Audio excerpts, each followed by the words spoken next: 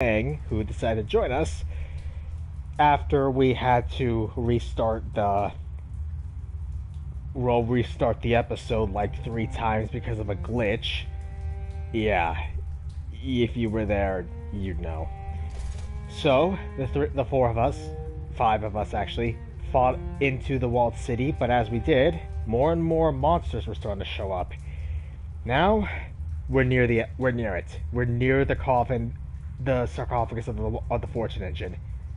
Let's get to it. So yeah, yesterday I encountered the glitch that sort of messed up my game, and I had to restart the thing twice. The third time I actually succeeded. As you pass into the hallway, Ku Feng brushes up alongside you. I'm afraid that we're gonna have to part ways here, Sing-Shan. She shudders. The negative energy of this place has grown a little too strong for my liking.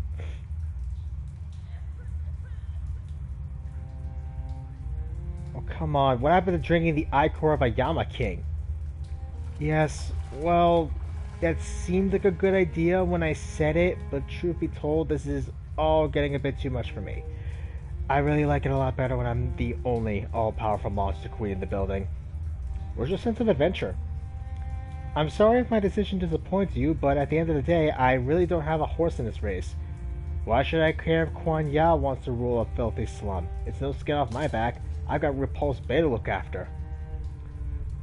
In any case, this has been a most educational experience. Thank you for letting me be a part of it. She curtsies demurely. Goodbye, Shadowrunner, and good luck. Thank you, Ku Feng. And now we're down to 4. I had my suspicions when this was happening.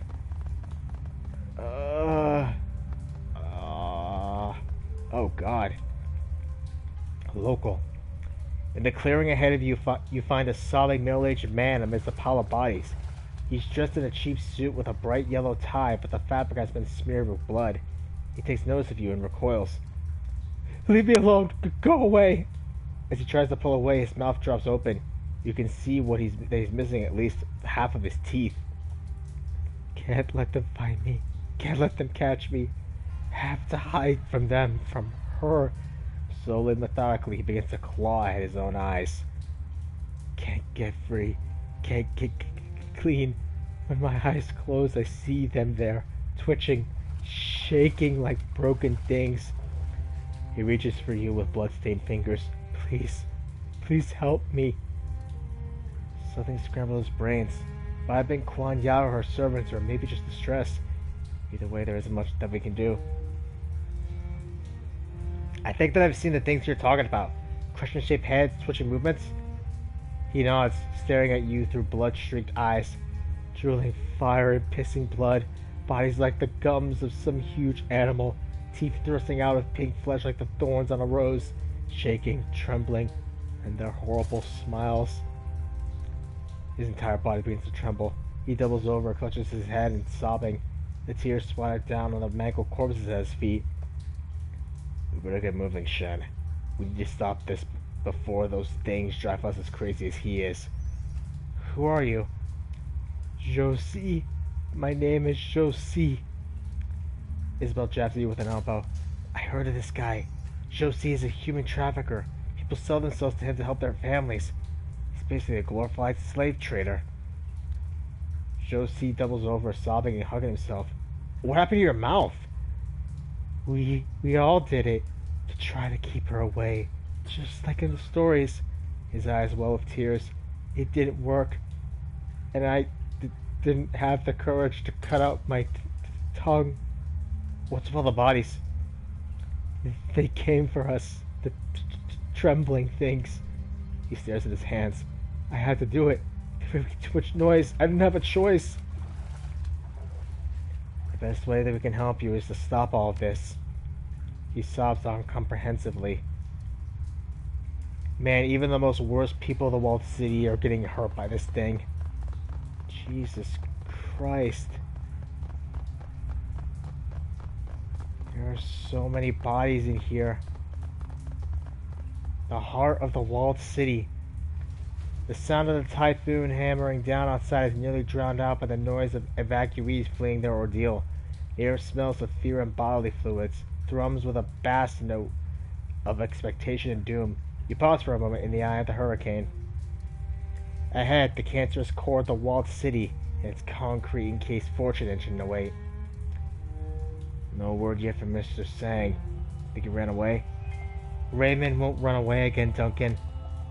Good. I would rather not have a showdown with a demon goddess. Shutting down that machine sounds much easier. Let's continue clearing a path. Make it easier for him to follow. The heart of the walled city. Let's go.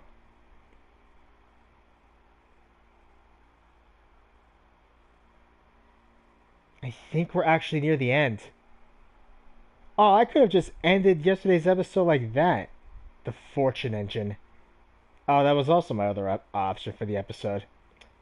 The deafening rattle of machine gun fire fills the air behind you, and a metallic tang of blood cuts through the stench of garbage. You press forward, wading through block after block of insanity, chaos, and death. All around you, the walled city is descending into a churning cauldron of depravity and violence. The cause is no use. You've tried several times, but there's still no word from the B team. No sign of Raymond or of Conley Cheng's triad soldiers. Finally, you reach the center of this hellhole, an industrial hatch with its door ajar. This is the place where Raymond Black built his infernal machine, the threshold across which Kuan Ya, the queen with 1,000 teeth, clawed her way into this world. I didn't exactly know what to name this episode, but now I have a decent name for it. The walls here are thick, steel reinforced, braids of thick cable run across the floor, and computer equipment, now hopelessly out of date, adorns every elevated surface. Something in the distance is calling to you. It's faint, but you can feel it. The bone-shaking thrum of an enormous machine. This is it. Prosperity, just like in our dreams. He scans the room, scowling. The fortune engine has to be somewhere in this complex. We find the machine and secure it until Raymond arrives. Simple enough. Let's get moving then. No time like the present. She tucks her wrath into her hip pockets for safekeeping. Oh, and if your foster father doesn't get here soon, I'm gonna poison him. No joke. Yeah, I'm not blaming you. Alright. You got a lot of karma now.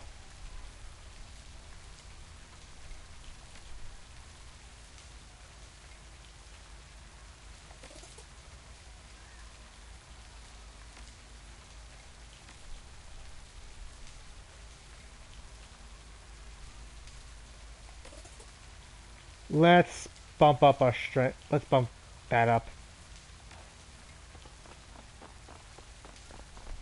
So, yeah, other than that whole fiasco yesterday, if you were there, you knew what I was going through. I've been doing alright. Inspect.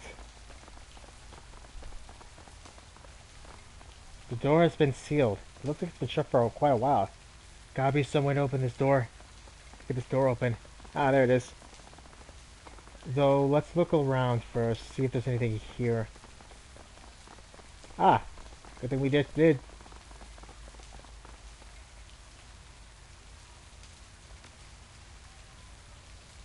Ah, got it. Okay, you take that.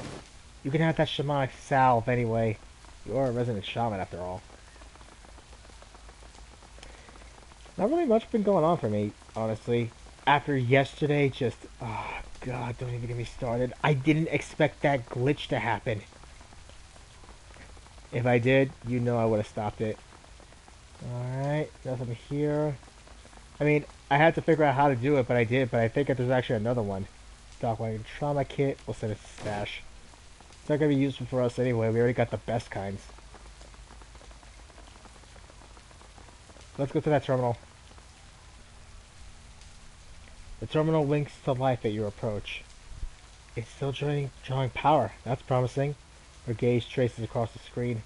This thing is even password locked. The display looks corrupted though. Lots of garbled text and gibberish on that screen. As long as we can open the door with it, we're good. We don't need it for anything else. Let's find out. Sang Mechanical Service Special Projects Division. Prosperity Amino System. Open test bed door. Don't know what that is. Or that.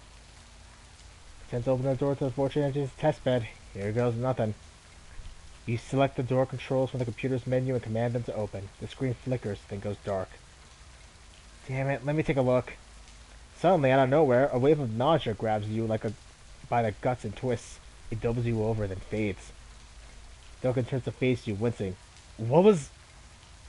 As you straighten, you can feel the hairs on the back of your neck stand up straight. A buzzing sensation washes over you, drowning out your companion's words and filling your head with white, warm static. In the center of the room, something blossoms into the world. The figure from your dreams looms over you, enormous and alien. The creature is beautiful and terrifying in equal measure, a thing of billowing silk and carved ivory. Guan Ya stands still as a statue, peering down at you from behind a mask of sculpted gold.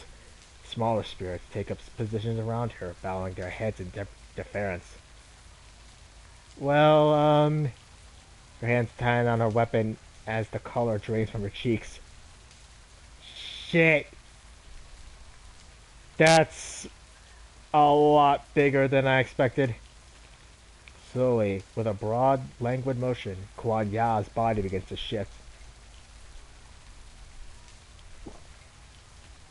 The crescent-shaped ivory horns that crown her head cut through the light as she moves, casting strange shadows on the wall behind her. You are here.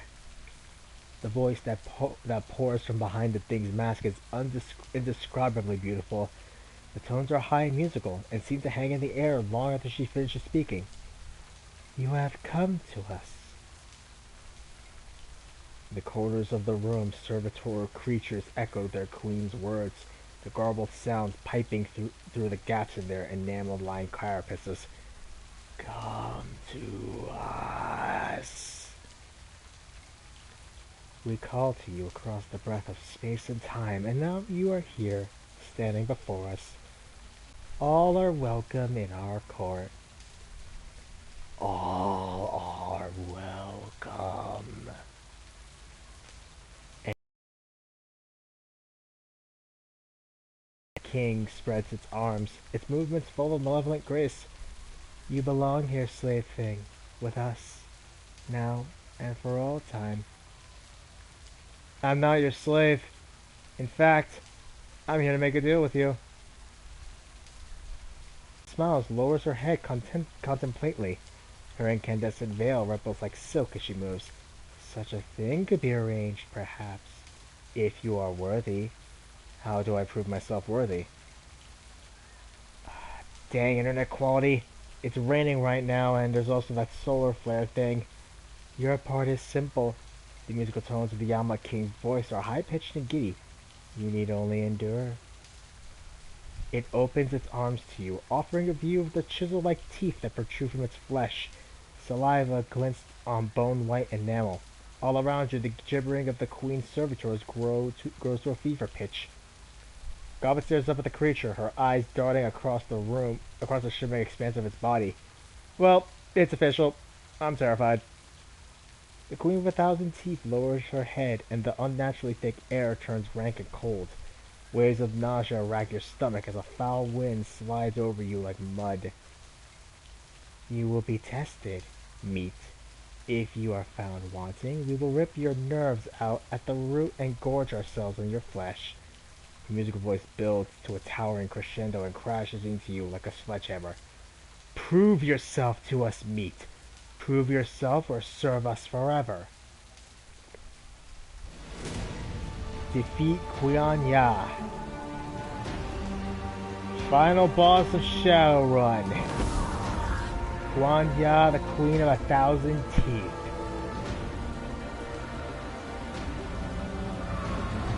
It's finally here. Now, I know this might sound a bit weird, but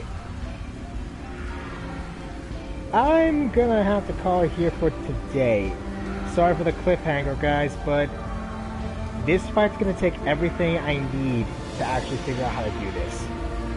I did this like twice before on the PC, but this is gonna be a bit tricky, especially since how long it is.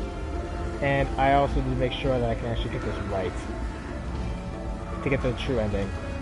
If you guys like what you all saw, leave a like, hit that comment button down below. Leave a comment down below, hit the like button, hit the subscribe button, the bell icon to stay notified, and I'll see all of you guys in possibly the final episode of the base campaign. Yeah, this is just the base campaign. Well, actually maybe the penultimate episode, honestly, now that I think about it. Anyway, I'll see you guys next time. Laters.